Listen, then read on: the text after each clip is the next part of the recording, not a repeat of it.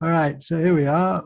Welcome. And we're just hanging out for an hour, I suppose, being headless. And this is just one of our regular meetings. Well, after our regular meeting, some of us have just met. So uh, I haven't got any particular agenda, but I thought we might just start and just introduce ourselves for the people viewing. I'm Richard. I'm in London, and I am enjoying hanging out with friends and bringing my attention back to the single eye.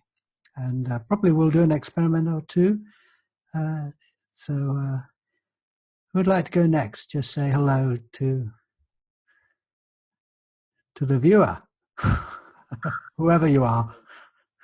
Diego, Hello. there you are. Okay, good. Hello. Hi. I'm Diego. I live in San Diego, California, and I've been headless for I guess I mean ever, right? But maybe for the last year and a half. I was actually introduced to it through Richard Lang's online videos, so it's been great. Great, thank you. All right, Bill. Hi, I'm Bill. I'm in Hawaii. I've been enjoying the Headless Way for many years, and I've been attending these hangout meetings for about a year or so. They're very helpful to get in contact with other people who are on this path, interested in Douglas Harding's work, and the experiments are very useful in this setting. It's good to be here. Thank you, Bill. Sandra? Hi, I'm Sandra. I live in Winston-Salem, North Carolina, and I've been seeing my no-head for a little while now. I've gone in and out with the practice of it, the seeing of it. It's not really a practice, but the attending to it. I find the hangouts helpful just to be with others who are who see their no-face as well. Brilliant, thank you. Christine? Hi, everyone. I'm Christine. I live in Hawaii, and I find this group very helpful because it's a reminder that brings me back to the seeing of what I'm not. Basically, it's kind of like Michelangelo sculptures. When he made sculptures, he didn't see what was in the sculpture. He looked at the stone and saw what needed to be removed. So when I'm caught up in reactions and ego and that which is not me, it's helpful to see that, and these groups really help me, and I appreciate Richard and all of the people here because it's not hierarchical, and it's very everyone is equal, and we all equally see or do not see, or it's kind of a very very egalitarian group, and I appreciate that. Yes. So thank you. Wonderful, thank you. Matthew?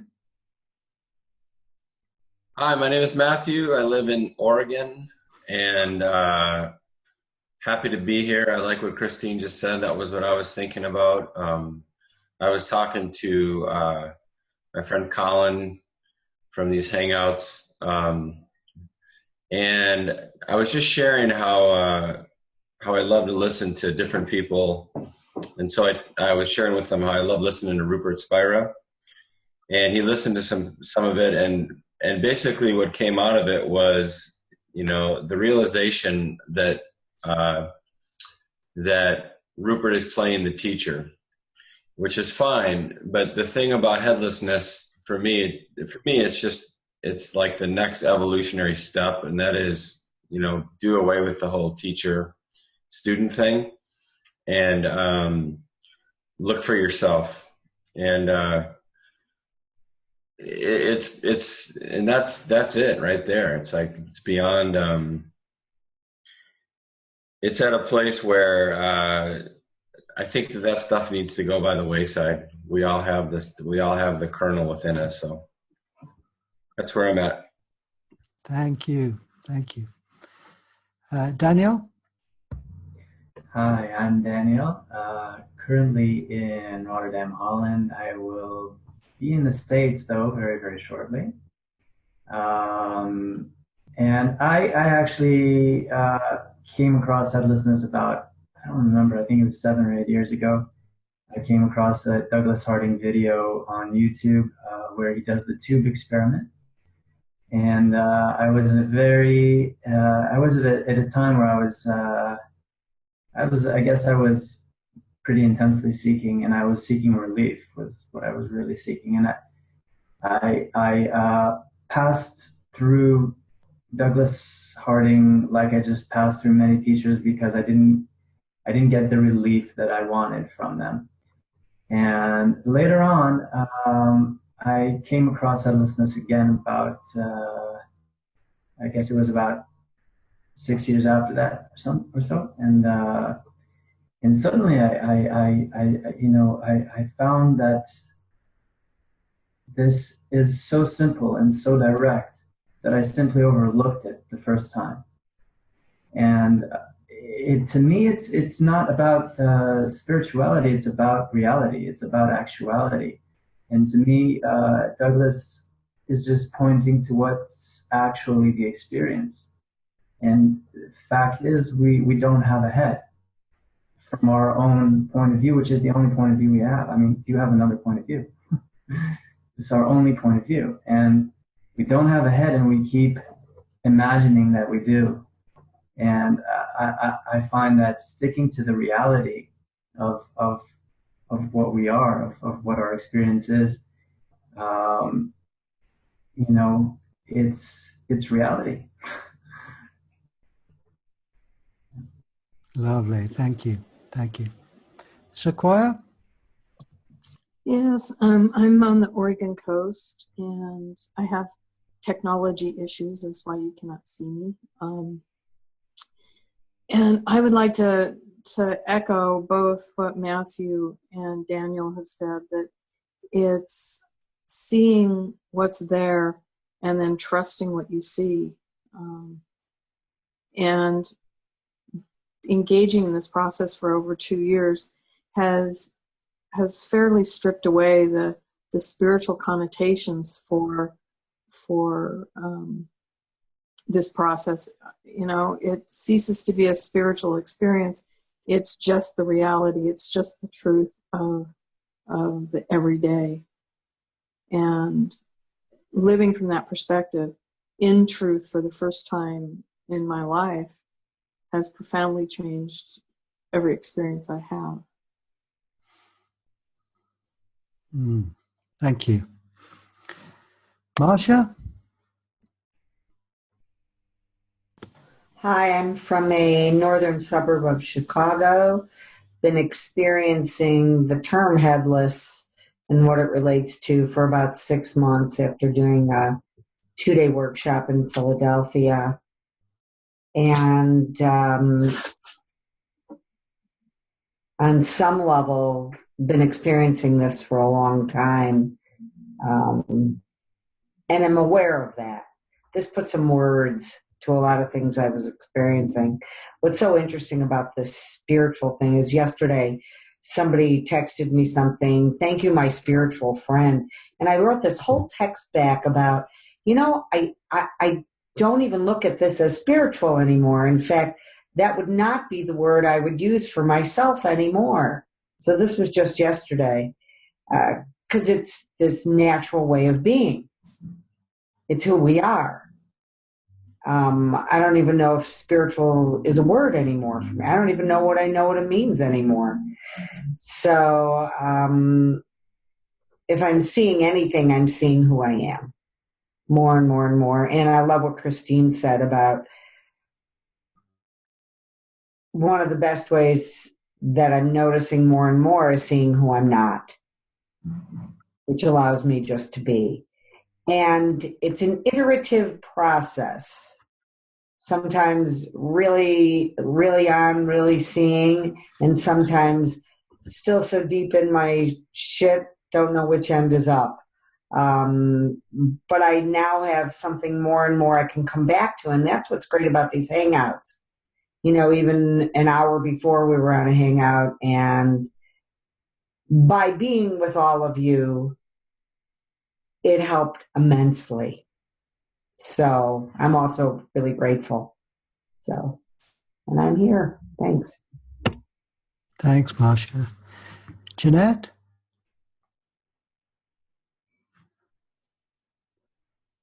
I was muted. I actually met Douglas Harding, I don't know, 35 or 40 years ago in San Francisco. And David remembers me actually from back then when I did the weekend with him this past weekend. He said, I think I remember you. Anyway, I've been loving getting even from Richard, you send out these daily, things on Douglas. So for years I've been receiving them and doing the exercises or reading something in Douglas and incorporating it. But what I find the most marvelous about headlessness is that it already incorporates everybody and the whole world. And to me, that's just we're starting at the most advanced level of, I don't know, we're getting rid of the word spiritual, but of what we call spirituality, because right away we're interconnected with everyone, and that's just so beyond my dream. It's just wonderful. So to be part of everyone, and today I was even thinking about this word, to love, to somehow, I was wanting more heart development, and in that headless way, we're always giggling. I mean, everyone who realizes they're headless is just kind of just automatically in this joy and giggling, and it's wonderful. Wonderful to be happy and feel that joy in my life. So thank you for making this possible. Wonderful. Thank you, Jeanette. Tom?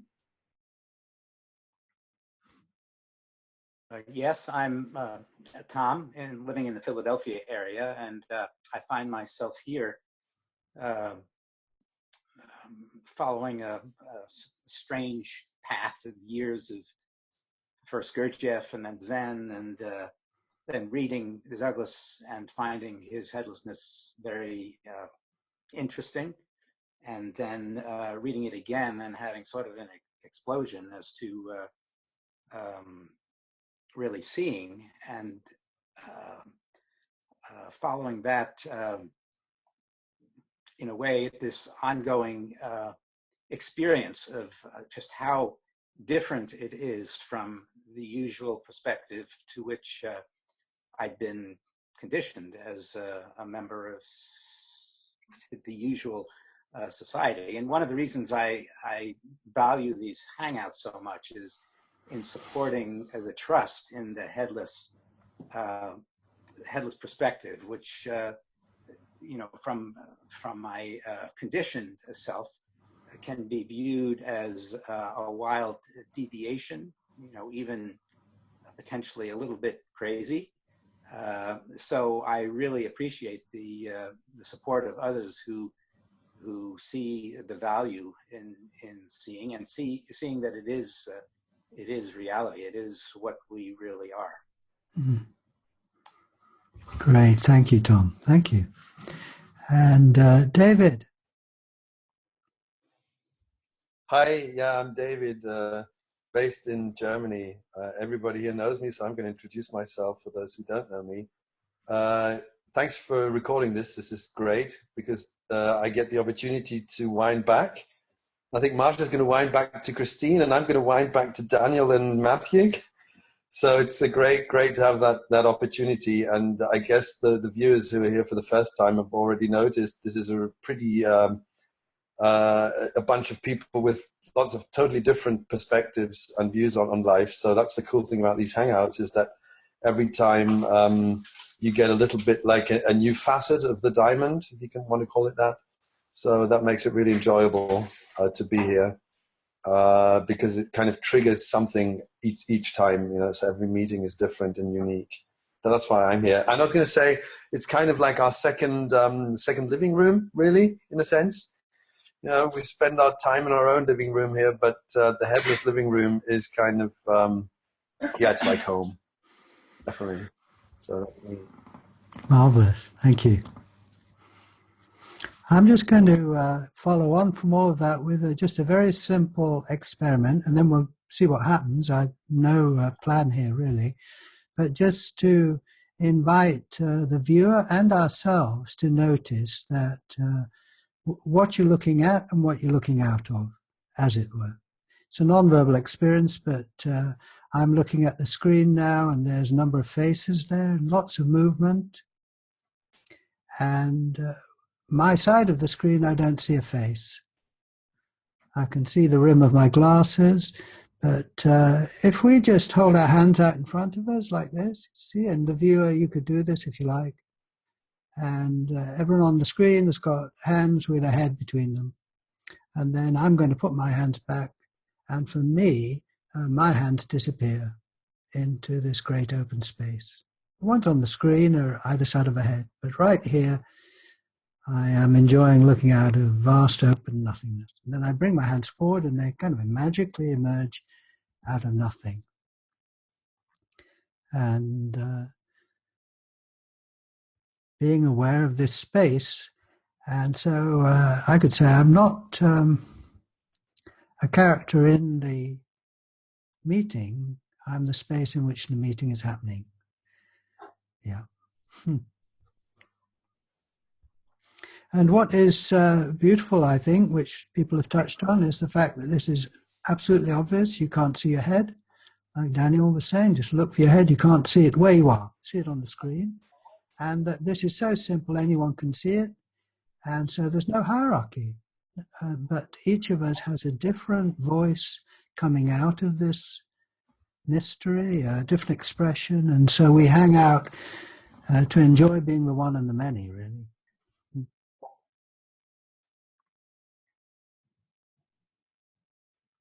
So any reflections from anyone out of the great void? I'm just still buzzing with what Daniel said. You know, these hangouts, I'll have these moments where it seems more clear, less clear, but what he said, which was repeated what Douglas has said many times, and that is, it cannot be denied that based on my experience, I have no head.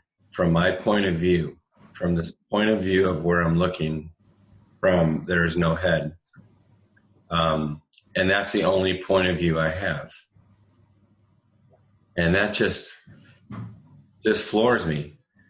And then when I look at your images on the screen and I think, okay, to me, you have a head, but then I think about from where you're looking, you're seeing the same, you know, it's your point of view, so you cannot have a head either. And we confirm it. It's crazy. Yeah. yeah, the astonishing thing is you're looking at the screen, you think that everyone's different, but actually at zero distance, they're not. You know, they're actually all identical. Mm. Like everyone has that same experience at zero distance. Whereas looking at the screen, I'm kind of thinking, you know, it's 12 different people or whatever, 11. And at zero distance, not. It's just one sameness. And the camera is rather useful, isn't it? You know, I can point like this, and you see me pointing at, I'm actually pointing at Christine now, but probably it's not the same for you. Or down there is Diego. Over there is Marcia, you see. And over there is Bill, and beyond Bill is Sandra. But then who is there, you see? So, I'm not pointing at anyone. I'm pointing, you know, from your point of view, at this openness. Were you actually pointing at all of us there? Nobody and everybody. Yeah, I agree with David. When I point there, I'm pointing to 12 heads, where here I don't point to any head at all. So I have to take both. I have to say that I have no head and I also have 12 heads at the same time. So if someone were to say, so why is this important? What would you say? Because it's the truth. We've lived our lives believing what we were told about who we are, and that's not who we are at all. And this is the truth of experience and the reality of what we're experiencing. And knowing that as such a reality is the most important thing of all. It changes the perspective of everything. It changes the entire perspective of how you exist in this world and how you experience the one.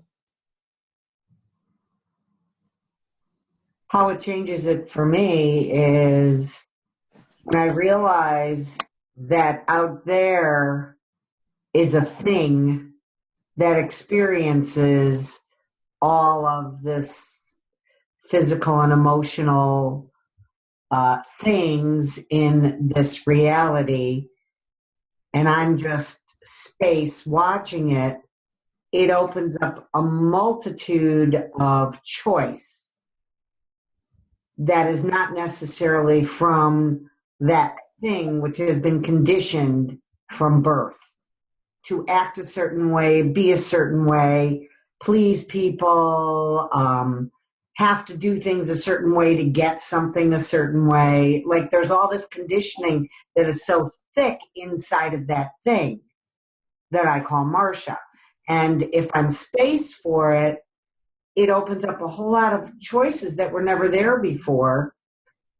And it also makes the suffering like so much less intense at times. Thank you. I think why I would say it's important, so to speak, is it's our very being, and I don't mean being in a mystical kind of way. Like it's nothing actually mysterious. It's what's here now. I mean, have you ever had a moment? This is just a really funny question to me. A moment where you pointed here and suddenly you had a head. Never. Every time you point here, there will always be this which is present now, this which is here. It's our being. So if it's important, I think, if you want to know your own being, it's important, yeah. Mm. So this is my first time being part of a recorded session with you all, and at first I was hesitant because sometimes when being recorded or when publishing a book or something, it cannot never be taken back. So if I said something ridiculous and learned differently, then I'd be recorded and I'd look foolish for all time, right? So I was thinking about that, but then I thought, that's just an ego trip. That's just more thoughts and ego. And I think that as the viewer, you understand that we're all evolving and learning and growing all the time. And I wanted to give back because I did watch several of the recorded Hangout meetings and got a lot from them. So I wanted to give back. And so for me, these groups are helpful because they help point to the fact that we are everything and nothing.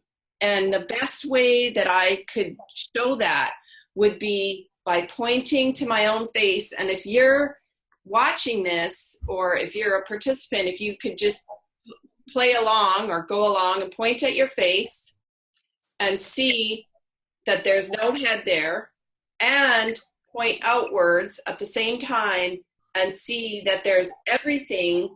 So There's everything out there, and there's nothing pointing inward in here.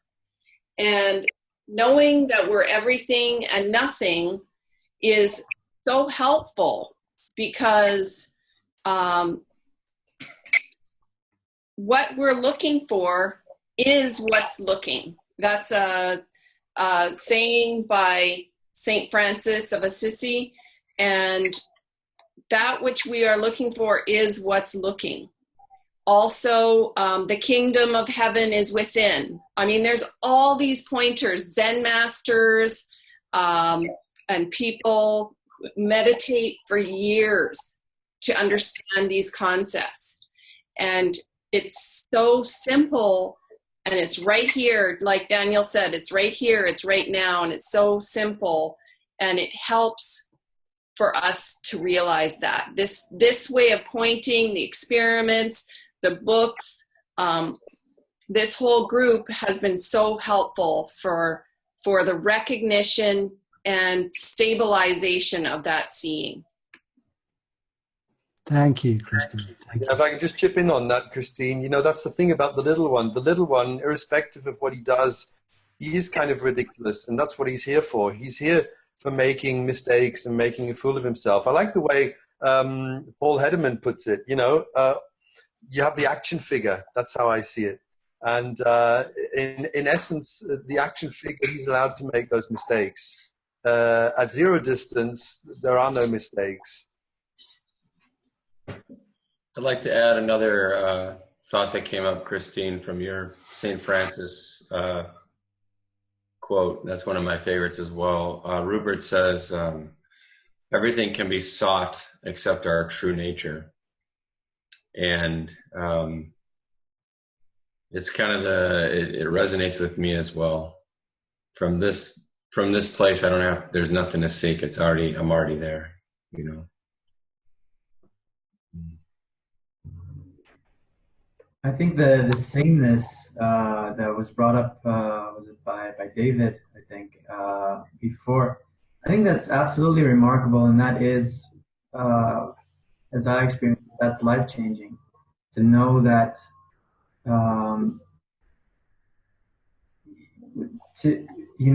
if I want to see who you are, I only have to see who I am. We are the same. And I think that's radical and revolutionary, because while we're being focused on the differences between us, we're finding all these faults with each other. But if we are essentially the same, then it gives rise to something else, to a different quality than conflict. Like Douglas says, we imagine. It's not the truth. We imagine that we're face to face with each other, and we're focused on these differences. Your face is like that, my face is like that, your person is like that, your action figure is like that, my action figure is like that, my action figure is better than yours, and so so it goes. And when we are essentially the same, because we're not making it up. I mean, we're making the differences up, if anything, but the sameness is the absolute truth, that you are what I am. I am what you are. And yeah, it's a totally different way of seeing and being. I'm inspired. Can I run an experiment with you guys? It actually kind of bridges the gap between what Christine said. So this is my favorite one. Start by just pointing at yourself. Recognize the emptiness, the capacity that you are, the vague sameness that carries across the entire field of vision and sound and emotion. Just general, like, watch the ocean of sensation, wash in front of you, and watch the source and ground of it, right? So now, tweak your finger so it's not pointing directly 180 behind you, point somewhere else. And pay attention and recognize that that same ocean of sensation, ground of being, is back there, same as it was, 180. And if you point maybe a little bit downward or something, where maybe your chest area is, like you can kind of watch the world from that perspective. For me, I feel like I'm pointing at my back or something. Now, if you point at the ceiling, where you typically not think that you are, but recognize that the same resonance, the same ground of being is up there as it was back there and down here. You have a whole sheet, right? And so now point outward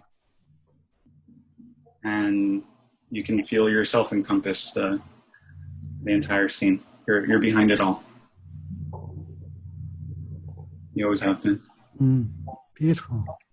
You're everywhere, aren't you? Everywhere. Everywhere. Everywhere. And there's nothing to stop you, right? Like, I don't know, like such a relief to expand.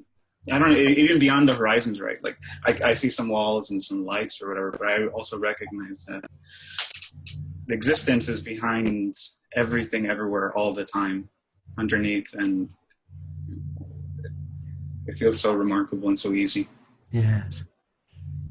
The picture that came up for me, Diego, and I mentioned this at the gathering to Richard, is this body with this unimaginably large head that is the universe, and this body trying to support that and teetering from side to side because it can't contain it all.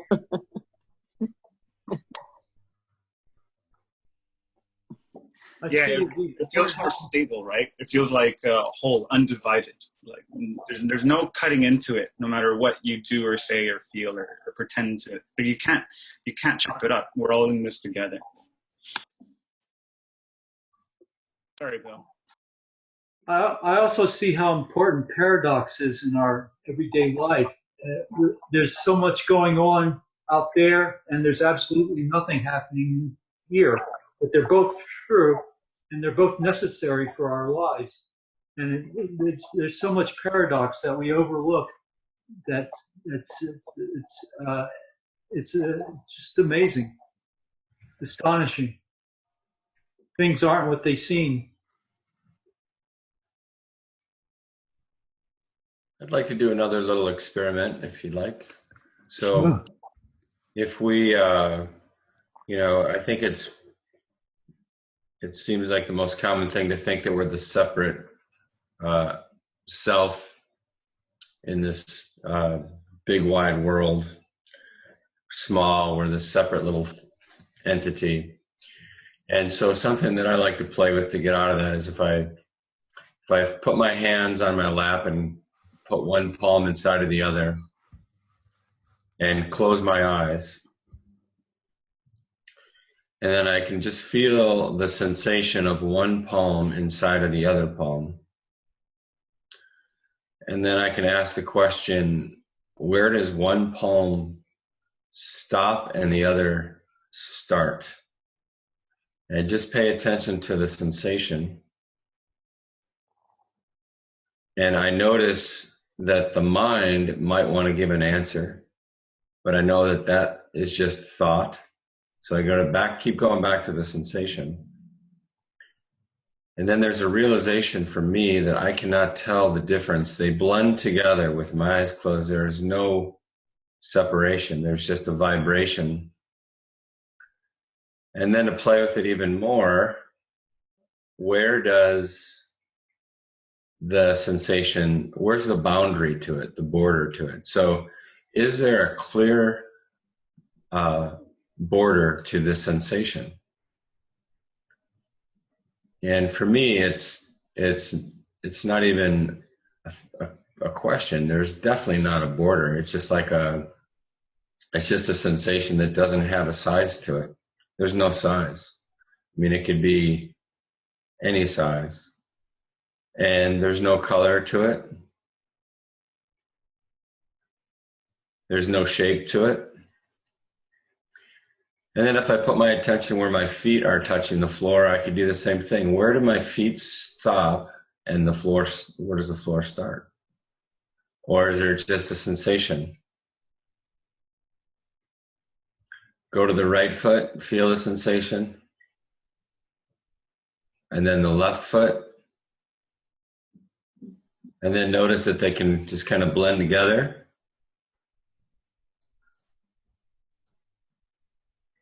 And then if I put my attention back into my palms, I could blend the sensation into the palms and the feet at the same time.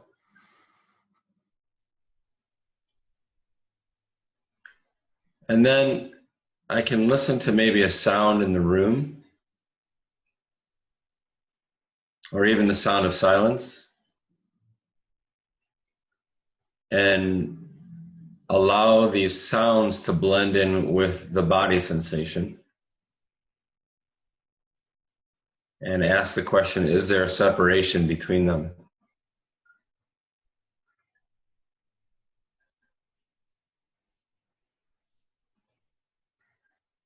And then, with the eyes continue to be closed, ask myself the question, where does this body stop and where does it start? Am I contained in this small, fleshy container? Or does the body expand outward and inward? Maybe I can expand it into the room.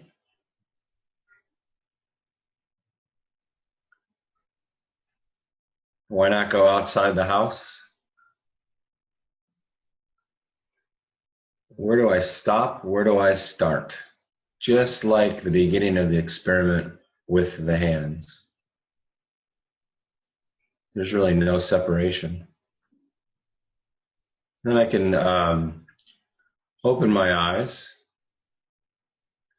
and the realization is it doesn't have to end. So now if I look at something, so if we look at something in your space that's in the distance, whatever it is, look at something as far from you as possible, the farthest distance from wherever you're sitting, and ask yourself, where are you seeing that? And I could say, well, it's out there, or it's in here. Where's the separation?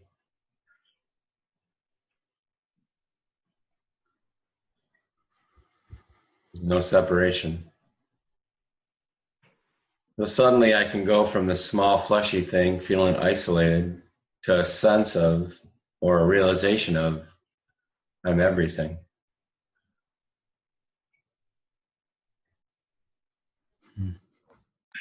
That's beautiful. Thank you so much, Matthew. So brilliant, isn't it? Because we've all got the experience and we express it in these different ways. And I love just kind of taking a ride like that, you know? For me, one of the factors as to the importance of seeing relates to the paradox of, how can, again, I probably more than many here have been conditioned to think of reality as a material thing, as made up of matter and energy, whatever that is, and that all that I experience, my sensations and my emotions and my all my perceptions are a result simply of this physical world. And if you look out there, that's the view that is predominant. And on the other hand, looking at it from the first person, it's, as we've been saying, the world is in me, and that now has become the prevailing view, for lack of better words describing it. So how do you reconcile that? And I think it is possible, if one sort of gives up this idea it's sort of a paradox that this world of atoms, well, it exists, but it exists in me. It doesn't exist out there as something that can explain my direct first-person experience. So why is this important? It's turned the world upside down for me, or right side up, might be a better way of describing it. And as I said in the beginning, it's hard to trust it, but that's pretty important for me. Mm. Thank you, Tom. Recently, I've been doing this course that focuses on happiness and exercises to actually help you increase your own happiness.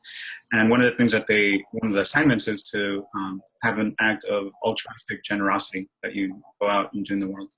And so yesterday I went to Starbucks and I got myself a drink. And my assignment that I gave myself was to pay for the person behind me. And so when I first walked in, the store was completely empty, and I was like, "Oh, phew! I don't have to do anything." But but then I got my coffee, and then someone came in, and I was like, "Okay, well, it's time." So I paid for the people behind me, and it felt really good. It felt like really nice, and they said thank you, and like I got kudos or whatever. But like it really just felt nice. It felt like before I gave the coffee away, or before I was generous, I felt afraid and isolated and like a little bit against the world in a way. And when I gave something away, it felt like, oh, you join me in this experience. You're here with me, and I'm actually comfortable enough in myself to know I'm already part of your experience by giving something away. It felt like this powerful little lesson about joining the world and wanting to experience it and take it in rather than pushing it away. And so I'm going to try and be more generous, more regularly. I want to add to that. I've been there's a grocery store around me that I shop at very rarely, but for some reason lately I've been stopping there more, and they have this like Monopoly game. You get these little tickets, right? I have no desire to play, but what I've been doing is I've been passing them either the person behind me, do you want them? And what happened the other day, it was really interesting. I never imagined this would happen. The person behind me didn't want them, so I said really loudly, there were like 10 people around, does anybody want to play Monopoly? I have extra tickets. I don't want them. And somebody went, yeah. 4 other people gave their tickets to that person. Who knew? Who would have imagined, and they went, oh my God, I love that. Just in that moment, being able to spread that, if you will. One of the things they talk about in the course is that kindness and generosity and compassion is our default state. It's our natural way of being, and that our societies have, like Tom says, conditioned us in a way away from that. Selfishness and greed are taken up as the highest values in a way in our world today. And so it's nice to try and push that and say, no, you can do things for others purely out of just wanting to, not expecting anything back. From the headless way, they say that that's our nature because we can't help but be busted wide open for other people. So we have to act as if they are ourselves.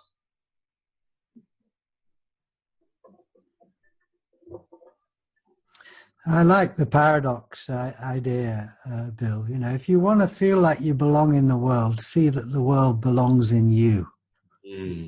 Look, it's all inside you. It can't belong more. Like Matthew was saying, there's no distance. There's absolutely nothing in the way. It's all inside you. That is wealth. That is intimacy. That is your true being. That's your natural being. Everyone is within you. This is being sane. And this is from looking. There's nothing here in the way of anything. Yeah, it's being alone and all one at the same time. Alone and all one.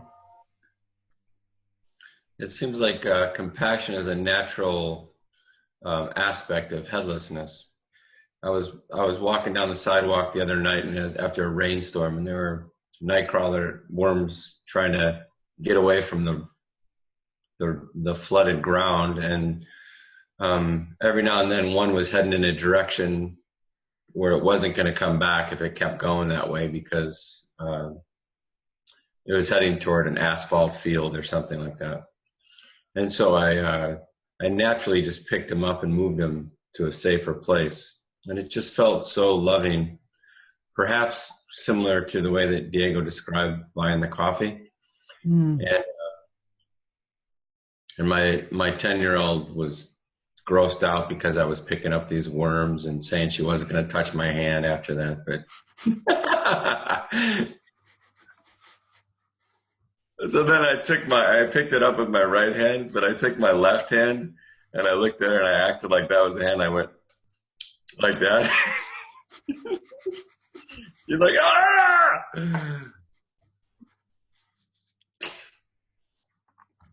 I'm going to keep that bit in, Matthew.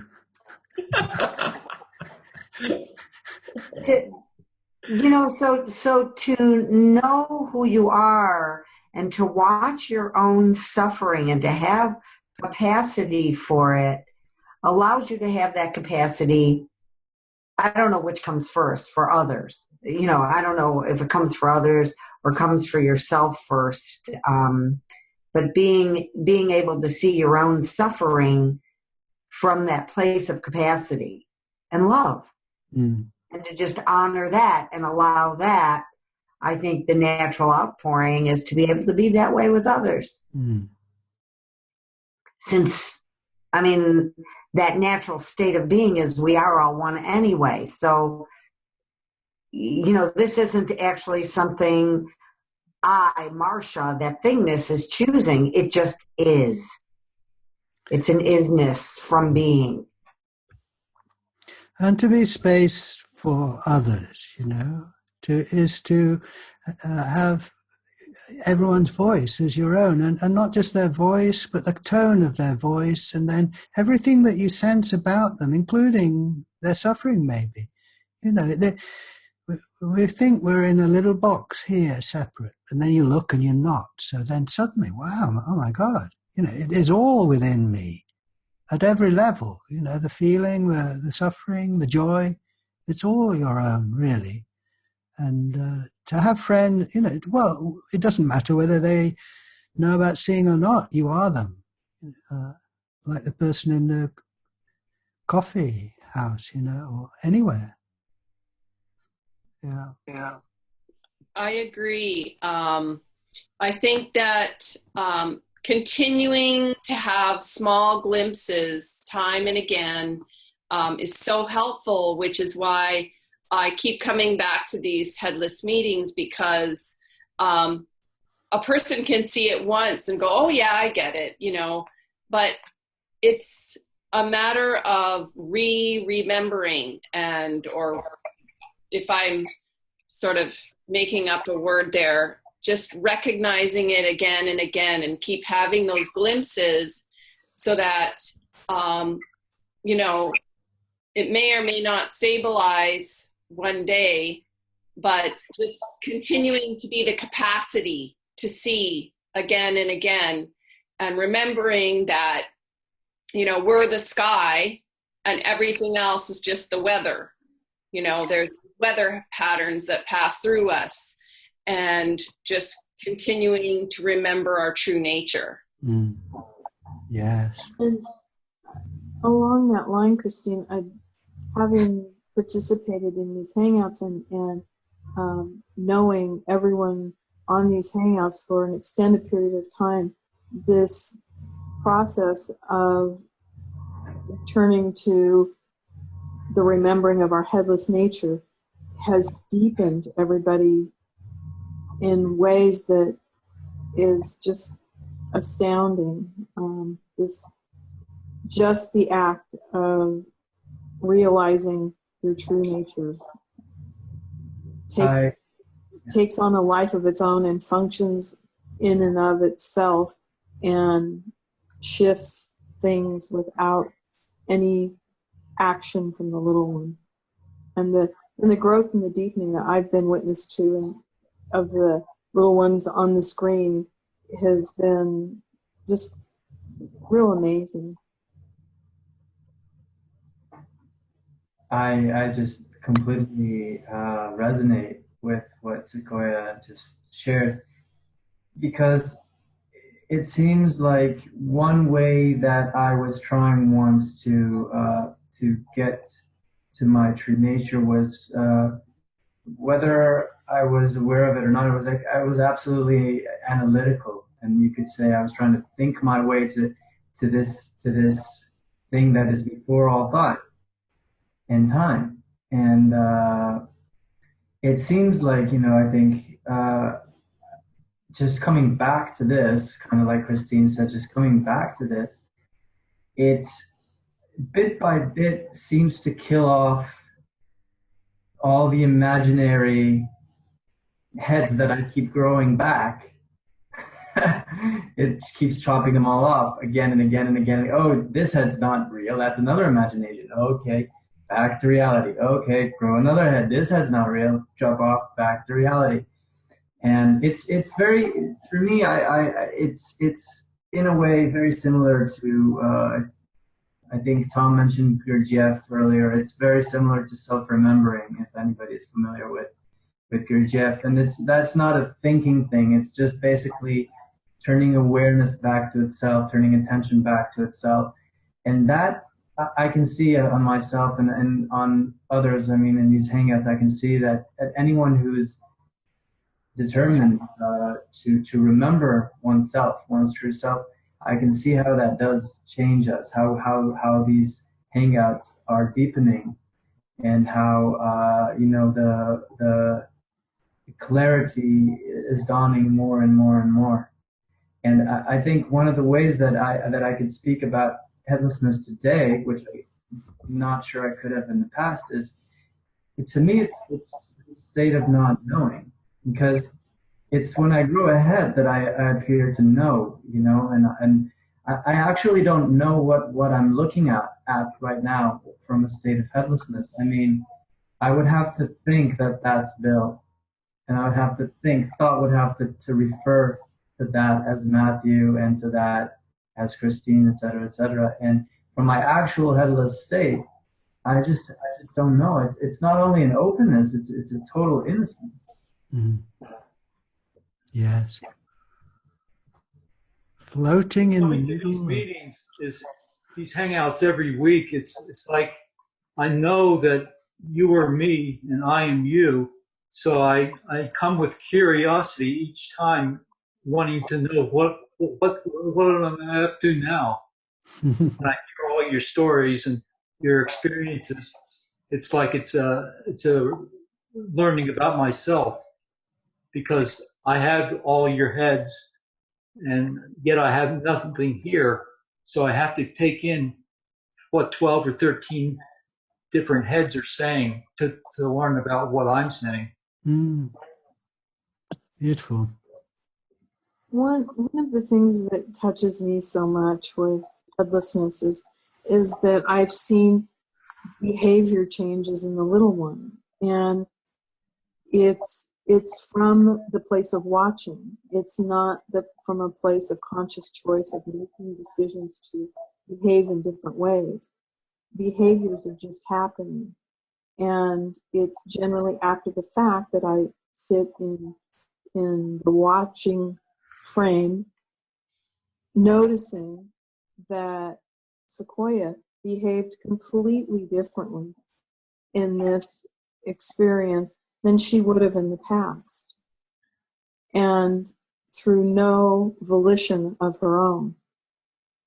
And it's always humorous to me. It's always astounding to me to watch that from this place of headlessness. Can you share an example, Sequoia? How are you reacting differently? Well, one example might be that I had recently had to give a presentation, and I am generally very stressed about those presentations. And I walked in to give the presentation and was in remembrance of my headless nature during that presentation. And that information just flowed for me. And that's not how I normally would have interacted in that situation. And so I could stand back and watch Sequoia behaving in a completely different way than she normally would have. And I have examples of that coming into my life all the time. My husband he also practices headlessness. He just lost a $500 wireless system for his guitar. He left it at a gig. And ordinarily, he would have ruminated over that for days. And, how could he have done it? And when this happened this time, he was much more accepting of it. This is what's happened. I can, I'll deal with this. It's really okay. It's not the end of the world.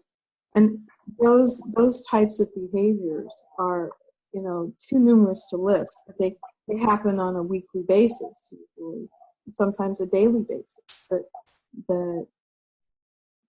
the behaviors are just completely different, out of character, I would say, in the best possible way. I would just like to add really quickly a thought that someone mentioned deepening, and it's funny because right before whoever mentioned that, I was just thinking about that exact word. And for me, with headlessness,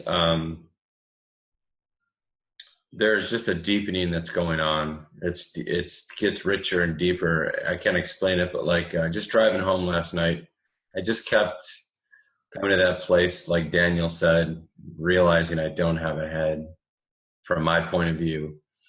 And, the whole drive home from Portland was basically just the cars were going by, and it was like swimming in a sea of colors and shapes, not from this airy-fairy sort of, oh my God, this is like, like this extraordinary experience. It wasn't that at all, but and there was some sort of real beauty to it, just the lights and the shapes and forms. And, there's never not now. So the only place is right now is to realize I don't have a head right in this moment based on my experience. And so anyway, I just keep going back to that. Whenever a thought will come up about headlessness or anything, I use them as pointers to realize what Daniel started the conversation off with. Wonderful. We've come up to the hour. Any final reflections on the meeting today or anything to contribute finally? I'd just like to thank everybody. Thank you. Yeah, same here. Thank you, everyone. It was wonderful. Couldn't agree more on all the points that were recently made. Likewise. I think that the simplicity of it is just, it's just an immense gift. Yeah, Douglas had the one-word lesson. Simplify. It's simple, but it's very profound at the same time. And there's endless. It just goes on and on forever. Best wishes, everybody. Thank you. Thank you. Thanks. All right. Lovely to hang out with you all. See you again soon. Yeah. Bye, guys. Bye. Bye-bye.